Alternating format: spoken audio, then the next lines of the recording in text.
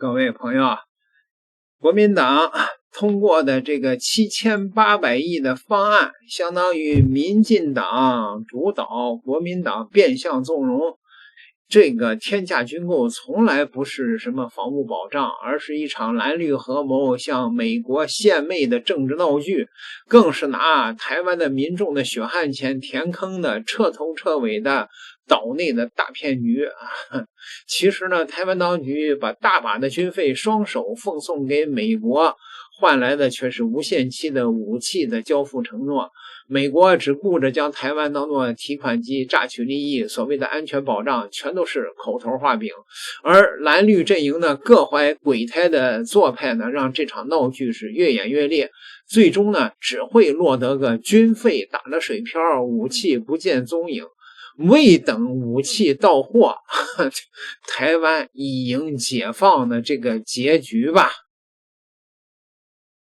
這個民進黨呢，為了綁定美國，營造以武抗中的虛幻的假象，民進黨當局是連年加碼軍購的預算呢。說近5年為了軍購，已經總額突破了8000億新台幣。等巨額的軍費付出以後呢，換來的卻是美國無休止的拖延與加價。原定2023年交付的戰機推遲到2029年，單方面再加價20%的服務費，首批訂購的這個坦克交付時間從2026年延至了2030年，部分關鍵的裝備被閹割，失去了核心的作戰功能，就連號稱台海利器的海馬斯火箭炮，美國交付也是無遠程打擊能力的低配版。更可笑的是，台灣當局支付了超過90%的預付款，卻連武器的生產進度都無權過問。美方甚至直言交付節奏去配合美國的印太戰略。民進黨明知道被薅了羊毛了，卻甘之如飴，一邊不斷地喊出加碼軍購的口號，一邊對島內的民眾隱藏了交付的真相，將台獨的政治私利完全建立在台灣民眾的民脂民膏之上。而國民党的做派表面主張反對，實則縱容國民黨是政治投機怕被貼標籤，不敢真表態呀。面對民進黨推出的天價軍購案，嘴上喊着民生為先，為軍購需監督，指責民進黨掏空國庫，犧牲民眾的利益，卻在關鍵的立法院投票中屢屢放水呀。軍購基本上沒人敢反對，只不過為了自己的政治利益，換了一個朝三暮四的說法了。那今天我就给大家掰開了揉碎了說，即便是在美國天價軍購的背景下，即便是那些武器都能夠到台灣，當然這是幻想那實際上在解放軍雷霆萬鈞的力量面前，這都不值一提。朋友們，美國的智庫是比如說非戰略與國際問題研究中心，它呢這個與布魯斯金學會、卡內基國際和平基金會、蘭德公司齊名，這家機構的分量足夠重，他出的報告基本上都是這個華盛頓政治圈子的決策的基礎。在2023年初，這個他就拋出了一份重磅文件，名為下一場戰爭的第一場戰役模擬中國入侵台灣。他的這個兵棋推演報告設定的節點呢，放在了2026年。這個不是隨口一說，而是踩着所謂的2027節點的時間窗口往前推。整份報告呢厚達165頁，外加密密麻麻的數據圖表。他以2026年台海戰爭為主題，連續進行了24次兵棋推演。說白了，就是把可能發生的各種情景又過了一遍又一遍，想看看美國到底有幾成胜算。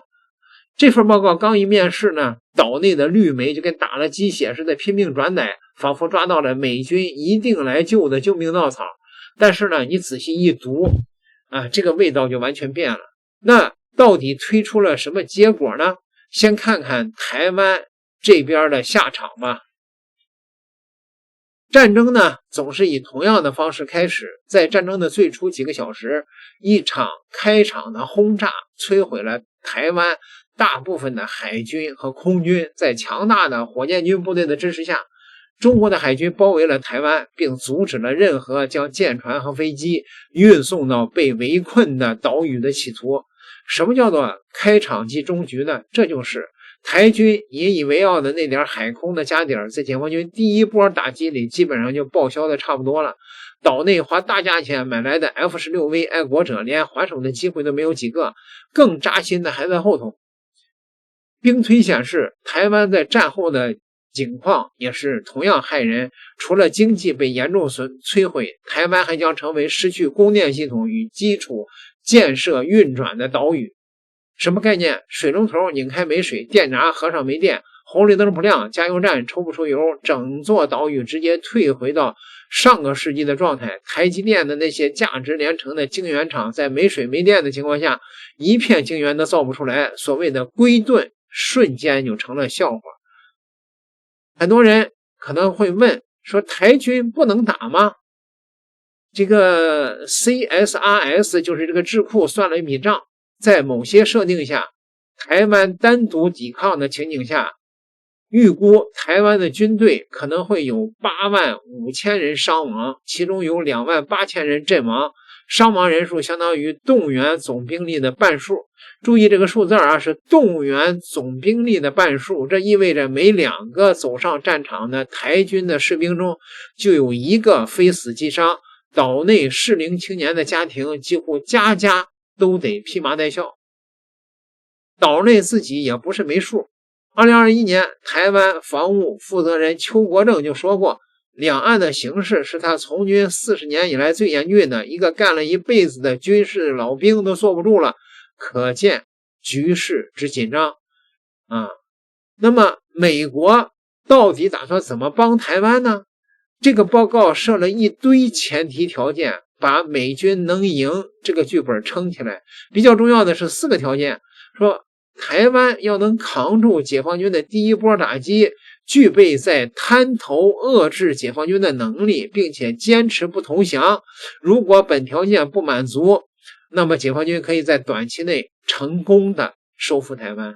第二個，美國要在第一時間介入戰爭，不存在烏克蘭模式，否則遲了就來不及了。第三個，美國可以利用在日本的軍事基地，而這基本意味着日本參戰。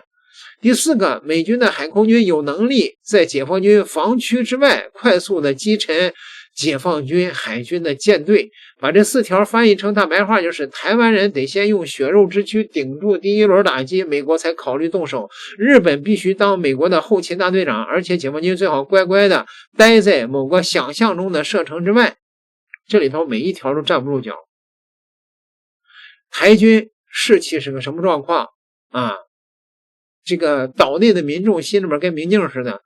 日本國內的憲法和民意是不是都同意參戰？那是個大問號。至於解放軍的反介入能力，那咱不是這個就不說了，是吧？就算這些開掛條件全部成立，美軍贏了又如何呢？報告指出，兵推的多數情況是美國的海軍損失2艘航空母艦，10到20艘大型的水面作戰艦艇。美軍在3周內作戰裡會陣亡約3200人，這相當於伊拉克、阿富汗戰爭20多年來約一半的美軍陣亡人數的總和。3周時間把美國過去20年傷亡一半給搭進去，這種代價別說五角大樓接受不了，美國的國會、美國老百姓也接受不了吧？啊，你說美國的電視啊，整天直播陣亡名单，西点軍校畢業生的小伙子一船一船的沉進西太平洋，這誰頂得住啊？更要命的是航母，根據推演，部署在菲律賓海的里根和羅斯福號2艘航空母艦將在戰爭爆發的頭幾天內遭遇毀滅性的打擊啊！模擬顯示，解放軍動用先進的反艦導彈對航母戰鬥群實施密集打擊，導致超過160艘艦載機，包括 F-35、還有大黃蜂、18等主力戰機，短時間內會墜入太平洋。這就是美國戰略圈一提到東風快递就頭疼，是吧？航母這種巨无霸在解放軍的反舰导彈面前不再是無敌的存在，反而成了最顯眼的活靶子。那麼日本想趁機發戰爭財呢？兵推也給出了答案。標準情況下，台軍的海空軍會在第一時間幾乎全部摧毀。日本損失戰機超過100架，美軍損失戰機100到300架，其中 90% 被摧毀到地面。注意啊， 90% 被摧毀到地面啊！這說明在解放軍的導彈飽和打擊下，那些停在日本的戰機連起飛的機會都沒有。就是日本要真敢讓美國從日本的基地起飞作戰，那等於把整個日本拖進了戰爭泥潭。這島上 1.2 億人口的命運那可就不一定了。還有這個報告裡有一個關鍵細節，是解放軍呢將採取包圍台灣的戰術，阻礙美國派遣部隊增援台灣。那麼美軍可能必須在戰爭打到第4周才能對台灣提供海空的支援，意味着台灣必須獨自作戰，至少挺過1個月甚至2個月。什麼概念不是那個所有的飞机都被击落了，中方封锁嚴密的阻隔美國部隊，那就不可能出現美国和盟國持續運送装備烏克蘭的情況呀，對吧？那麼這個台灣島跟烏克蘭完全不一樣啊，它被一包圍的話，那就不用幾天能源就全沒了呀。說他自己美國的智庫也意识到单靠打美國占不到便宜，於是呢又在2025年拋出了一份新報告。说這次呢不打登陸戰了，改打封鎖戰，結果呢還是難看。報告承認，一旦美軍介入所謂的護航行動，將面臨極大的軍事壓力。說美方在中等烈度的衝突中就可能損失数百架戰機、幾十艘艦艇，而且難以在第一島鏈內建立穩固的制空制海權。不管怎麼推，結論就一個，說美軍在第一島鏈內站不住腳。這一次的伊朗戰爭，那就更加扒下了美軍的這個虛弱的這種底褲了。打個破伊朗，還沒動地面部隊，美國的導彈庫就幾乎全空了，更別說跟那個解放軍打了。中國的導彈生產能力一周那可以論上萬枚，對吧？那自动化的生產線，所以現在看起來還是我当初表達的那個善意台灣的民眾們就是說一旦開打的話，解放軍劃出一個交戰區，你比如說離海岸線25公里，說台灣的這些這個民眾不支持台獨的民眾全撤到離海岸線25公里之外的半山區去，25公里之內只要出現活人，那就說明他是台獨，對吧？我覺得我這個給中國政府出的這個主意有關專家一定要予以重視這是減少台灣的民眾傷亡的一個最好的辦法。點個訂閱，咱們下集再聊。